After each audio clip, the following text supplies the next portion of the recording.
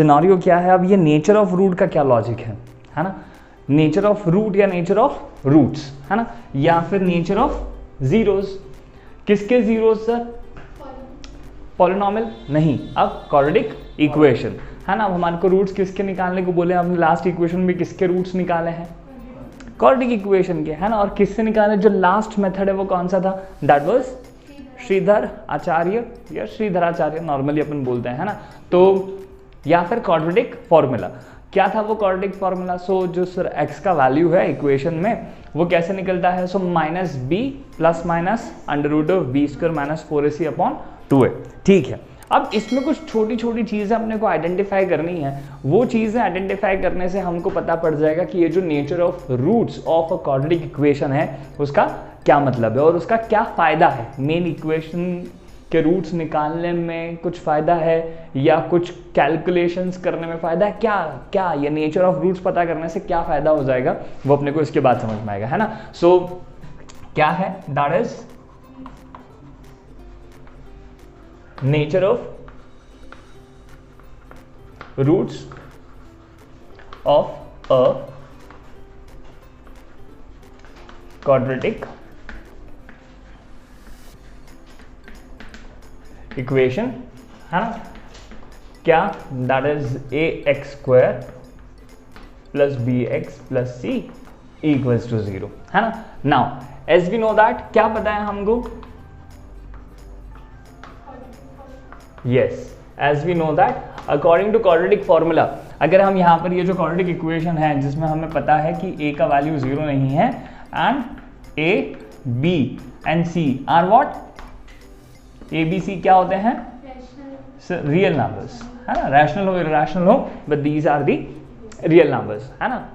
तो अगर हमारे पास कोई equation quadratic equation x square plus b x plus c equals to 0 दी हुई है और आप उसके रूट्स निकालने के लिए अगर कोई क्वाड्रेटिक फॉर्मूला लिखते हैं तो वो क्वाड्रेटिक फॉर्मूला कैसा होता है? सो क्वाड्रेटिक फॉर्मूला होता है क्या? X equals to minus B plus minus under root of B square minus 4ac upon 2a। Now identify this portion only, very importantly. ये जो बी स्क्वायर माइनस 4ac वाली जो जगह है ना, सिर्फ इसके ऊपर फोकस करके देखो, जरा सोच के देखो। अगर कि तुमने बी स्क्वायर का वैल्यू कैलकुलेट किया और 4ac का वैल्यू कैलकुलेट किया, है ना, और अगर बी स्क्वायर का वैल्यू बड़ा रहा किससे? 4ac से।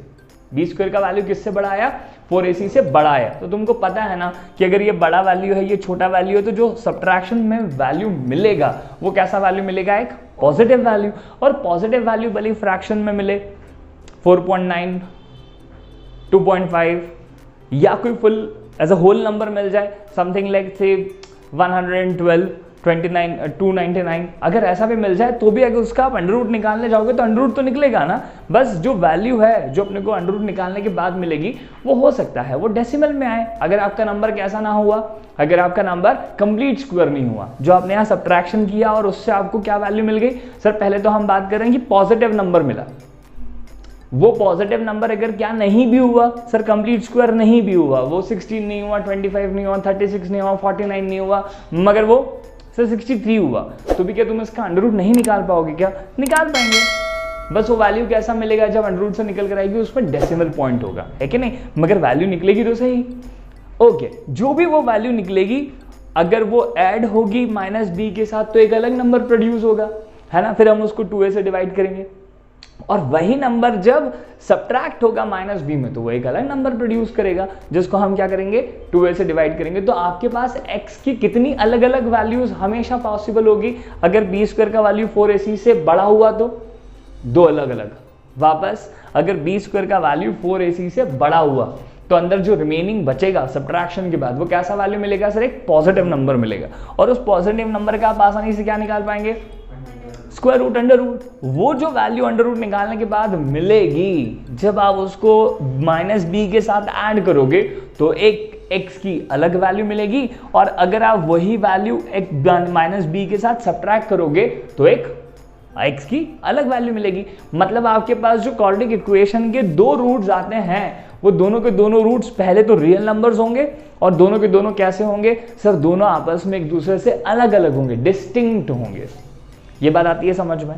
तो पहला सिनेरियो हमने सिर्फ ऑब्जर्व किया कि ये जो अंडर रूट के अंदर बी स्क्वायर माइनस 4ac है, इसमें बी स्क्वायर का वैल्यू अगर 4ac से बड़ा हुआ है ना, तो उस कंडीशन में हम समझ चुके हैं कि अगर ये वैल्यू बड़ा हुआ तो अंडर रूट से हमें पहले ये बड़ा होने पर हमें एक पॉजिटिव मिलेगी वैल्यू, उसका अंडर रूट निकालेंगे और वो वैल्यू एक बार माइनस बी के साथ ऐड होगा, अलग नंबर देगा, माइनस होगा तो एक अलग नंबर मिलेगा। वो कैसे होंगे उससे लेना देना नहीं, मगर दो अलग अलग वैल्यू मिलेगी, ये कन्फर्म है, गारंटी है हमेशा के लिए, है ना।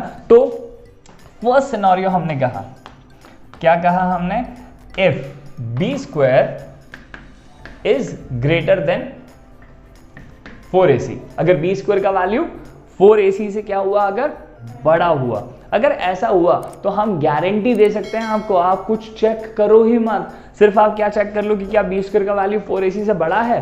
हमसे किसी ने कहा कि यार वैल्यूज क्या, वो छोड़ दो, हमको नहीं पता करना कि रूट्स क्या है, हमें तो सिर्फ इतना बता दे कि इसके रूट्स जो भी दो निकलेंगे वो सेम होंगे या अलग अलग होंगे, रियल होंगे कि रियल नहीं होंगे, सिर्फ तो हमें ये बता दे, तो हमें पूरा कैलकुलेशन करने की जरूरत नहीं है, क्योंकि ये जो भी खेल है ये सिर्फ किसके ऊपर डिपेंड करता है, सर अंडर रूट की वैल्यू के ऊपर। अगर अंडर रूट के अंदर बी स्क्वायर का वैल्यू 4ac से बड़ा हुआ तो उस कंडीशन में ये जो बी स्क्वायर माइनस 4ac है, ये जब तुमने कैलकुलेट किया तो तुम्हें कैसा वैल्यू मिलेगा, क्या तुम्हें ये पूरा का पूरा वैल्यू ग्रेटर देन 0 मिलेगा कि नहीं मिलेगा? हाँ या ना? क्या तुम्हें समझ में आया है? पक्का पक्का आया है कि अगर बी स्क्वायर का वैल्यू 4ac से बड़ा हुआ तो उस कंडीशन में इनके सब्ट्रैक्शन से जो भी वैल्यू मिलेगा वो कैसा होगा, ग्रेटर देन 0, है ना। या फिर हम यहां पे लिख सकते हैं इट मींस पॉजिटिव, और अगर ये पॉजिटिव मिला, इसका कैलकुलेशन करके तुम्हें क्या मिला, ग्रेटर देन 0 या पॉजिटिव मिला, तो पक्की बात है अंडर रूट से मिलने वाला वैल्यू कैसा होगा, सर अंडर रूट पहले तो निकलेगा, ये बड़ा इंपॉर्टेंट है कि पॉजिटिव वैल्यू है तो उसका अंडर रूट निकलेगा, वो जो भी होगा, एक बार पॉजिटिव, एक बार प्लस होगा माइनस बी के साथ और एक बार सब्ट्रैक्ट होगा माइनस बी के साथ। जब ऐसा होगा तो उससे एक्स की कितनी अलग अलग वैल्यू मिलेंगी, 2, और दोनों वैल्यूज कैसी होंगी, सर रियल नंबर्स होंगे, दोनों वैल्यूज कैसे होंगे, रियल नंबर्स होंगे। तो यहां पर यदि बी स्क्वायर बड़ा है 4ac से, तो बी स्क्वायर माइनस 4ac बड़ा होगा किससे, 0 से, मतलब ये कैलकुलेशन आपको क्या वैल्यू देगा, अंडर रूट के अंदर एक पॉजिटिव वैल्यू। अगर पॉजिटिव वैल्यू अंडर रूट के अंदर है तो आप अंडर रूट का कैलकुलेशन कर पाओगे, और फिर वो कैलकुलेशन से आपको x की दो अलग अलग और रियल वैल्यूज मिलेंगी। तो यहां पर अगर ऐसी कंडीशन हुई तो will be saying that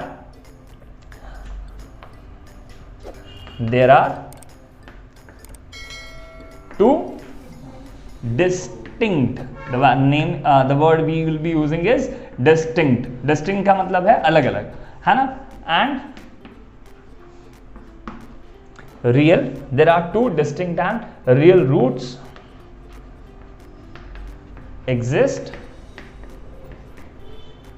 for quadratic equation। पक्का? हाँ या ना?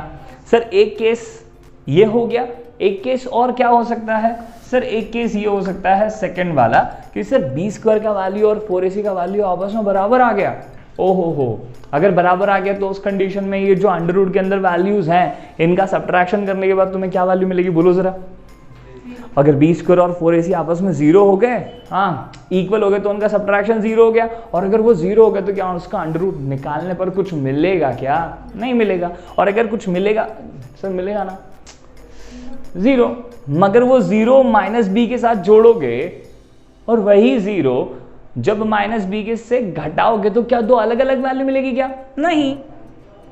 तो जो हमारे रूट्स होंगे वो कैसे होंगे, सो रूट्स अभी भी होंगे तो रियल ही, क्योंकि आप यहाँ पर जो भी प्रोड्यूस हो रहा है उसका प्रॉपर अंडर रूट निकाल पा रहे हो। क्योंकि यहाँ 0 प्रोड्यूस हो रहा है तो अंडर रूट भी 0 निकल रहा है, वो अलग अलग बात है, मगर अंडर रूट तो प्रॉपर निकल रहा है, मगर बस वो माइनस बी के साथ जुड़कर या माइनस बी से घटकर जो वैल्यू प्रोड्यूस करेंगे वो दोनों वैल्यूज कैसी होंगी, सेम टू सेम, हाँ या ना। तो हमारी जो दो x की वैल्यूज पहले कैसे निकल रही थी, डिस्टिंक्ट एंड रियल निकल रही थी, अब वो कैसे निकलेंगी, सर सेम, इक्वल, मगर कैसी, रियल, हाँ या ना।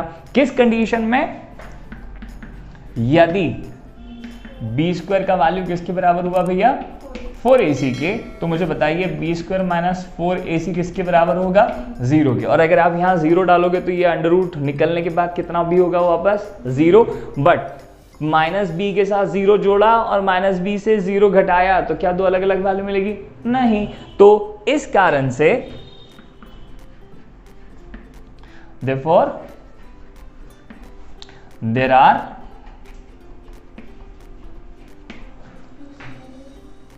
two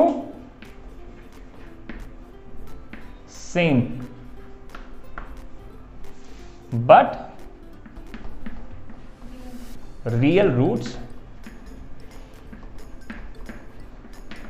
exist for quadratic equation। बोलो क्या समझ में आता है ये?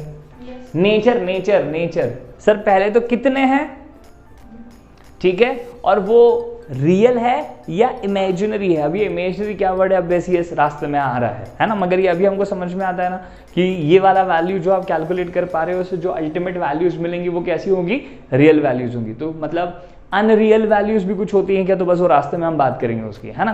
फिर उसके बाद हमने कहा कि B square equals to 4ac हो सकता है कि नहीं। अगर ऐसा हुआ तो उस कंडीशन में सर क्या होगा, अंडर रूट के अंदर का वैल्यू 0, तो रूट्स दोनों के दोनों कैसे बन जाएंगे, सेम, है ना, नहीं सेम बन जाएंगे, मगर वो वैल्यूज जो आएंगी वो भी अभी भी कैसी रहेंगी, रियल ही रहेंगी। तो फिर ये अनरियल क्या होता है, कुछ होता है क्या अनरियल, तो देखें सर अनरियल के लिए क्या हो सकता है। सर थर्ड कंडीशन ये हो सकती है कि यदि बी स्क्वायर का वैल्यू छोटा हो गया 4ac से, बी स्क्वायर का वैल्यू किससे छोटा हो गया भैया, वापस बी स्क्वायर का वैल्यू 4ac से छोटा है, मतलब 4ac बड़ा है, क्या आप ऐसे बोलना चाह रहे हैं। अगर आप इनका सब्ट्रैक्शन करोगे, ये बी स्क्वायर का कैलकुलेशन किया, 4ac का कैलकुलेशन किया और वो कैलकुलेशन के बाद 4ac का वैल्यू बड़ा निकला, बड़ा मतलब न्यूमेरिकली बड़ा निकला, जब आपने ये कैलकुलेशन किया तो फिर साइन का यूज करोगे, बड़े वैल्यू का, और वो क्या है नेगेटिव, तो आपके पास अंडर रूट में कैसी वैल्यू बच जाएगी, अंडर रूट में नेगेटिव वैल्यू बच जाएगी। अब ये कैलकुलेशन में प्रोड्यूस हो गई है, मगर ये रियल नंबर लाइन पर जो आपका नंबर लाइन होता है उसके ऊपर इस तरह का कोई वैल्यू नहीं होता।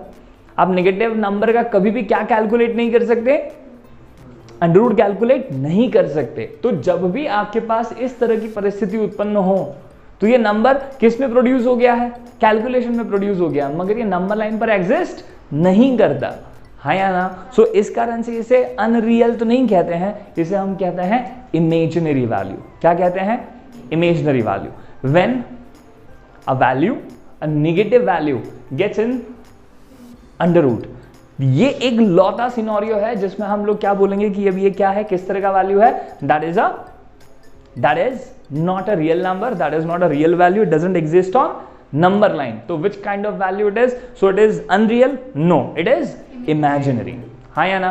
और ये कब होता है, ऐसा कब होता है, जब सब्ट्रैक्शन में कोई वैल्यू कैसी बच जाए, नेगेटिव, किसके अंदर, अंडर रूट के अंदर। So any of the occasion, कभी भी ऐसा हो जाए कि अगर अंडर रूट के अंदर नेगेटिव वैल्यू बच जाए तो वो हमारे लिए हमेशा क्या कहलाने वाली है, इट्स अ इमेजिनरी वैल्यू, है ना। सो पहले ये कॉन्सेप्ट क्लियर हो,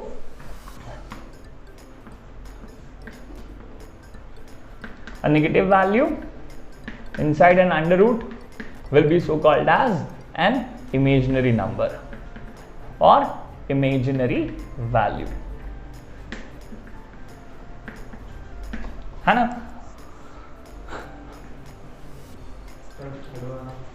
बस लिख रहे हैं इसके नीचे। सो थर्ड वाले में क्या, यदि बी स्क्वायर का वैल्यू कैसा हुआ सर, 4ac से छोटा हुआ, हाँ या ना। अगर बी स्क्वायर का वैल्यू 4ac से छोटा हुआ तो उस कंडीशन में क्या होगा sir, B square minus 4ac का वैल्यू भी छोटा होगा किससे, 0 से। आप कैलकुलेट करके देख लें सर, नहीं ना। और अगर ऐसा हुआ तो ये 0 से छोटा मतलब कैसा भैया, नेगेटिव, है ना। और अगर ये नेगेटिव हुआ तो अंडर रूट के अंदर नेगेटिव आ गया और अंडर रूट के अंदर नेगेटिव आ गया तो वो क्या बन जाएगा, इमेजिनरी वैल्यू बन जाएगा। और अगर एक इमेजिनरी वैल्यू के साथ तुम जोड़ोगे कुछ या उसमें से कुछ घटाओगे तो भी क्या वो अंडर रूट के अंदर माइनस का जो वैल्यू है क्या उसमें कुछ फर्क पड़ेगा, नहीं, हाँ या ना। आप बोलोगे तो हम जुड़कर खड़े हो जाएंगे मगर हम ऑपरेशन परफॉर्म नहीं कर पाएंगे, हाँ या ना? आप बोलोगे तो हम घटाने के लिए उसके साथ खड़े हो जाएंगे मगर ऑपरेशन परफॉर्म नहीं कर पाएंगे, हाँ या ना? अरे यार हम शर्मा है वो वर्मा है, अंतर है हाँ या ना? सो उस कंडीशन में सर कम्युनल डिफरेंसेस है, हाँ या ना? नियर फ्यूचर में पता पड़ेगा, जैसे 11th में जाओगे तो फिर वहां पर चैप्टर नंबर 5 मिलेगा आपको, उसका नाम होगा कॉम्प्लेक्स नंबर। क्या होगा कॉम्प्लेक्स। कब होती है सिचुएशन कॉम्प्लेक्स? जब शर्मा जी का लड़का वर्मा जी की लड़की के साथ तो सिचुएशन कैसी हो जाती है? कॉम्प्लेक्स। क्यों? क्योंकि दोनों अलग अलग तरह की चीजें हैं, हाँ या ना? बस इससे ज्यादा नहीं।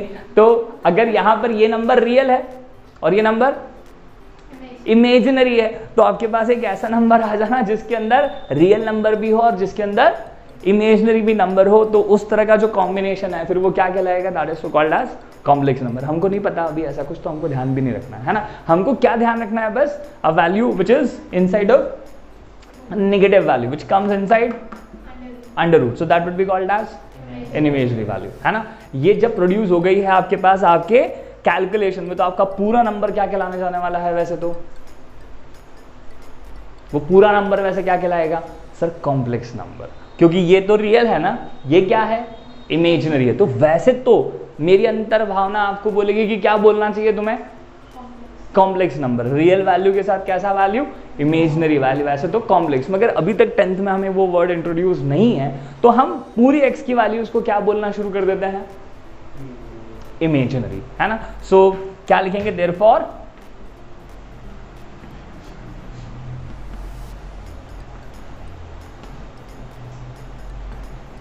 the roots of quadratic equation are imaginary, है ना? मगर सेम हो गया अलग अलग होंगे? सर देखो इधर, ये भले क्या निकल के आई है? इमेजिनरी ने वैल्यू निकल कर आई है, मगर अगर वो b के साथ प्लस होगी तो एक अलग नंबर बनेगा। अरे यार, और फिर एक बार वही वैल्यू b के साथ माइनस b के साथ क्या होगी? घटेगी तो एक अलग नंबर बनेगा। वो एक अलग बात है कि वो दोनों ही नंबर कैसे होंगे? इमेजिनरी। मगर वो दोनों वैल्यू आपस में कैसी होंगी सर? डिस्टिंक्ट होंगी, अलग अलग होंगी, है ना? So therefore the roots of quadratic equation are imaginary and distinct. ये आज का जो टेक होम है वो ये इंपॉर्टेंट है, इसका अपने को ज्यादा ध्यान रखना है।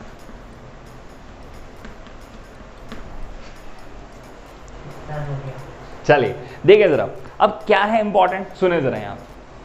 तुम मतलब अगर कोई आपसे पूछेगा कि भाई तेरी जो फलानी क्वाड्रेटिक इक्वेशन है, तुमको किसी ने क्या दिया? बोलो यार, तुमको किसी ने क्या दिखा दी? कोई क्वाड्रेटिक इक्वेशन दिखा दी। तुमको किसी ने कोई क्वाड्रेटिक इक्वेशन दिखा दी, बोला कि यार x² + 5x - 6 = 0, है ना? और तुमसे पूछा यार हमें इसके रूट्स नहीं पता करना, हमें तो सिर्फ इनके रूट्स का क्या पता करना है? व्यवहार मतलब नेचर, कि भाई ये कैसे हैं। तो क्या करोगे?